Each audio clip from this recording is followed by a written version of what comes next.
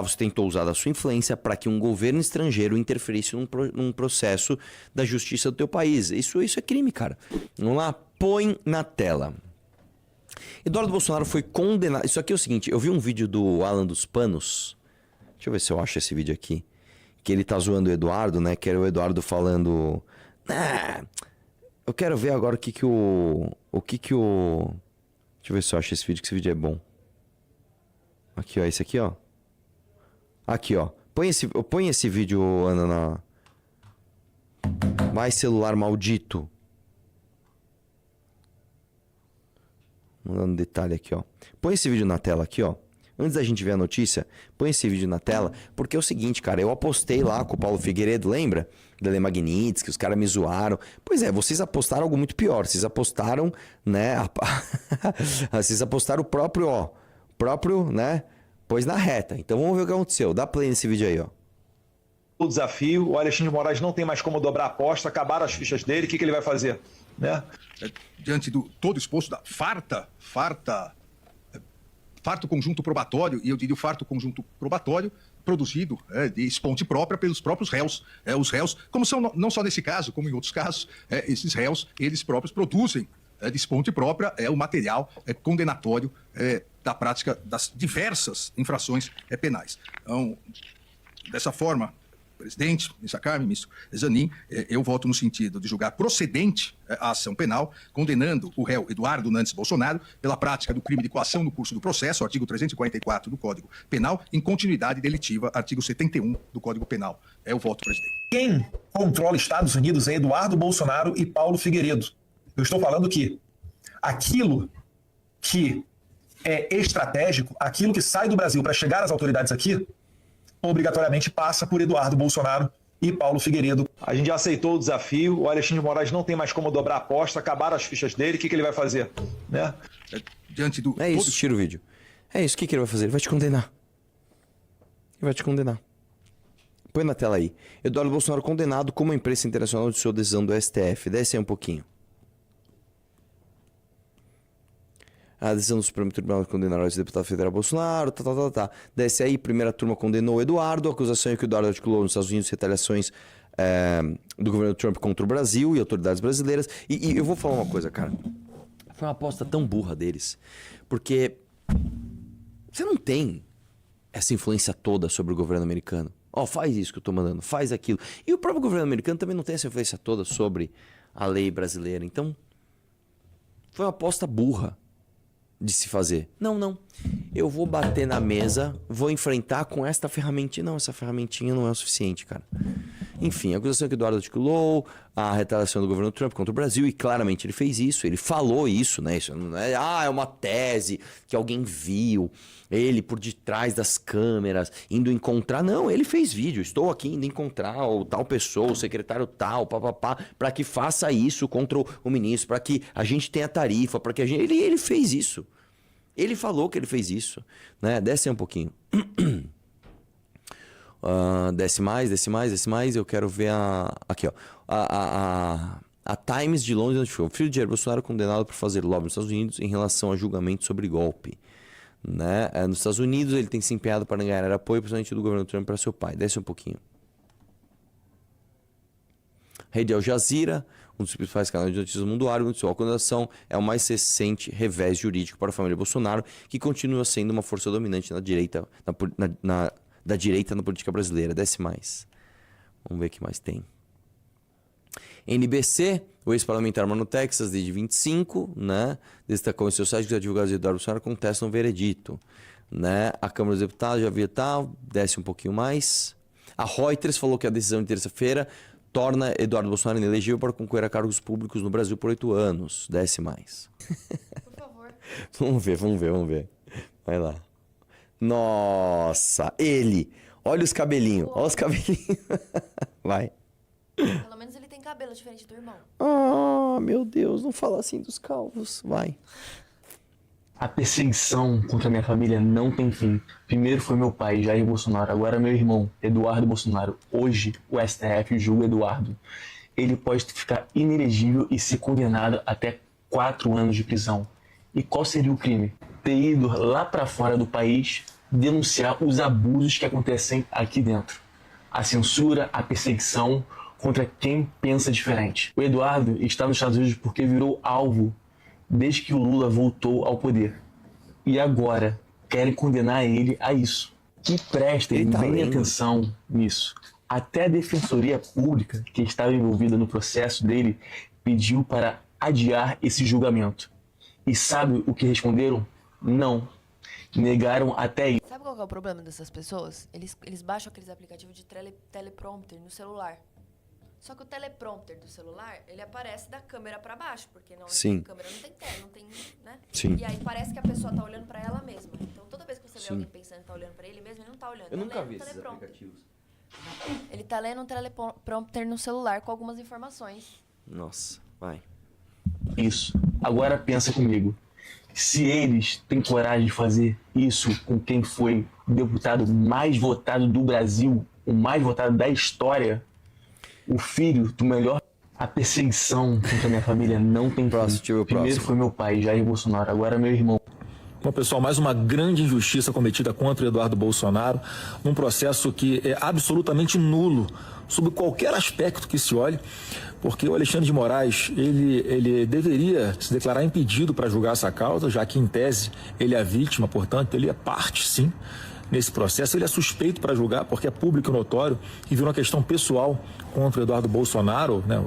Parece claramente uma vingança contra o Eduardo. O Eduardo sequer foi citado formalmente, que é um requisito legal, básico. Ele tem, né, residência conhecida, deveria seguir o rito legal de carta rogatória para que ele fosse intimado, tomar ciência do processo. Não dá para alegar que ele, em função do que ele dizia nas lives, e que obviamente ele sabia por intermédio da imprensa o que estava acontecendo, não tem nem como saber se era verdade ou se não era, matéria jornalística, né? Então, alegando que ele tinha conhecimento, então ele podia se defender. Mentira. O Eduardo sequer deveria ser julgado no Supremo Tribunal Federal, porque ele é um ex-deputado, portanto não tem foro prerrogativa no Supremo, enfim, tudo de... Quero foro, não quero pessoal, foro. mais uma grande injustiça cometida contra o Eduardo Bolsonaro, num processo que é absolutamente nulo, sob qualquer aspecto que se olhe, porque o Alexandre de Moraes, ele deveria se declarar impedido para julgar essa causa, já que, em tese, ele é a vítima, portanto, ele é parte, sim, nesse processo. Com certeza, né? Mais uma vez, fazendo uma análise em tese, mas, basicamente, o que o STF fez foi chamar a administração Trump de organização criminosa, porque eu estou sendo condenado por ter me relacionado com autoridades do governo e do Congresso americano. E isso daí, então, foi compreendido pelo Brasil como o crime de coação. Ora, você vê até autoridades do governo Lula, né, às vezes fazendo notas, ensejando ali a favor do Hamas, de grupos terroristas, prestando solidariedade ao Irã, que é um país onde tem um regime terrorista. E nada acontece. Agora, quando é com o Eduardo Bolsonaro e nos Estados Unidos, obviamente que isso daí vai acabar tendo repercussão. Eu lembro que a suspensão da Lei Magnitsky, ela ocorreu por uma decisão política do presidente Trump. Os Estados Unidos jamais deixou dizer que o Alexandre de Moraes é um violador de direitos humanos.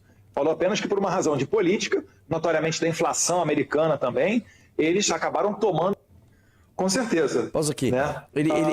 O Eduardo ainda continua nisso. Não. Ele ainda está se apoiando no governo dos Estados Unidos. Não, então eles estão chamando o governo dos Estados Unidos. Não. Ninguém está chamando o governo dos Estados Unidos de criminoso. Eles estão falando que você tentou interferir num processo da justiça do teu país e você tentou.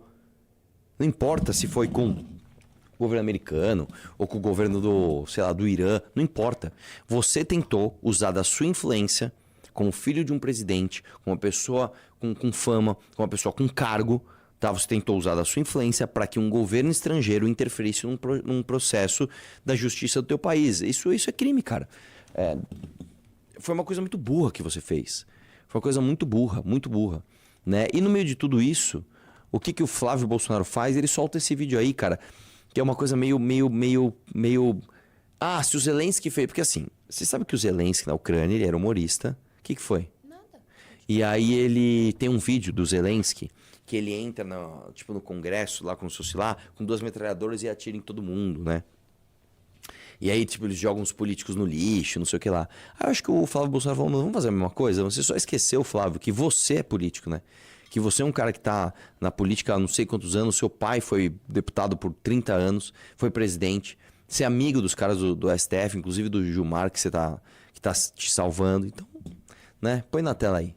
Vamos lá. Vai lá. Tira muito. Olha o... Pegou umas aulas com o Marcos Duval? Nossa. Nossa senhora. Nossa senhora. Olha lá, pessoal.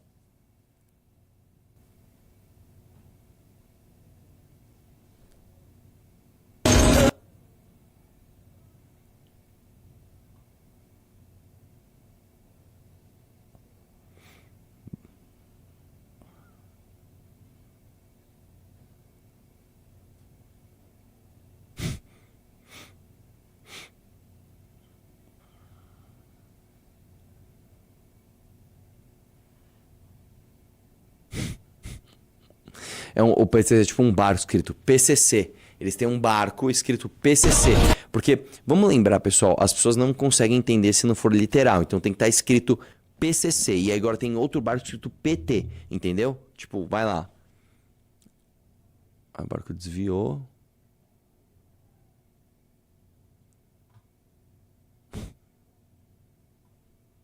Eu não posso acreditar nisso, cara.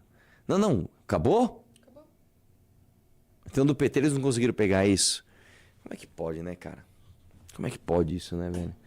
Como é que pode esse país ser assim, né, velho? As pessoas vão lá e ficam...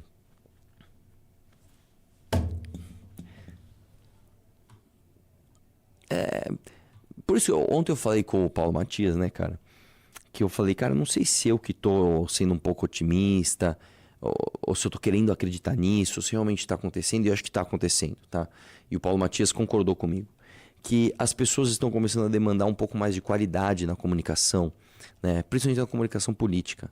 Porque quem exige má qualidade vai ficar cada vez pior, porque é uma galera com um cérebro tão burro que você precisa, para atingir essas massas, ficar simplificando cada vez mais. Você assistiu o filme Backrooms? Eu assisti. É um filme ok, vai. Um filme 5,5, vai. Filme 6, vai. Nota 6. O que acontece? O que é o backroom? O backroom é uma visão distorcida, né? Como se o seu subconsciente ele pegasse os seus traumas e colocasse... Sabe quando você tem aqueles pesadelos esquisitos que você não enxerga as coisas diferentes? Você enxerga a ideia daquela coisa? Então, backroom é mais ou menos isso. E essas pessoas muito burras, elas vão demandando que o negócio fique cada vez mais a caricatura do que é verdadeiramente virtuoso. Então, o que é verdadeiramente virtuoso? Pô, você ser contra a corrupção. Aí você vai pegando a caricatura disso e vai simplificando e vira, por exemplo, tipo o Tomé Abduch do lado do Valdemar falando: esse homem representa a coragem da direita, não sei o que lá. Você vai distorcendo aquelas coisas. Essa distorção e essa apagação de pedágio para essa turma cada vez maior vai distanciando as pessoas que são minimamente normais. O cara que tem um pouquinho de tic-teco funcionando ali, ele vai olhar e falar: não, isso aqui não dá. Não dá pra falar que o Flávio Bolsonaro foi encontrar o Vorcaro pra encerrar a relação. Não dá pra falar que o filme do Bolsonaro tem dinheiro privado do Vorcaro. Não dá pra falar isso. Você vai distanciando essas pessoas. E a aposta de caras como Nicolas, por exemplo, o próprio Pavanato tá nessa, é nessas galera que são gigantes. São grandes, são maiores do que a gente.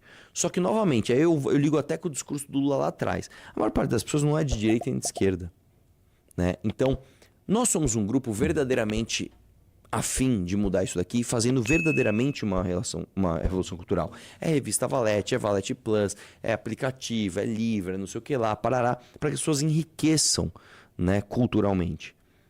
Isso está acontecendo. Então, eu vejo um vídeo como esse, eu até fico feliz por dentro, porque eu penso, cara, que bom que eles estão se distanciando cada vez mais das pessoas de bom senso. É um vídeo que, assim, ele não é nem engraçado. Porque às vezes você faz um vídeo tosco e ele é engraçado, beleza, uma sátira, uma coisa que não se leva a sério, ok, aí fica legal e fica bacana. Tipo, sei lá, o Renato de Megazord, porque ele é gordo ali, destruindo a Dilma. Ah, beleza. Aí é engraçado, aí é da hora. Que aí você vai pro humor, você vai pra zoeira. Você não se leva a sério. Quando você faz um vídeo desse, sério, se colocando como herói. Não, eu sou herói. Olha como eu estou aqui enfrentando o barco do PCC, o barco do PT. O que acontece? Você abraça as pessoas retardadas e distancia as pessoas normais. Então, que bom que isso tá acontecendo. Eu espero que isso aconteça cada vez mais, cara. Que essas pessoas têm que ficar pra lá, têm que ficar longe da gente. Tem que ficar longe, tá? Eu vou te falar uma coisa, cara. Tem ex-MBL que tá buscando aproximação com essa galera e não tá querendo pagar esse pedágio, velho. O cara tá lá, puta, eu quero esses votos, eu quero esses likes, mas também não quero ser tão idiota assim, né? Se você gostou do vídeo, não se esqueça de deixar o like e se inscrever no canal. Te vejo no próximo vídeo.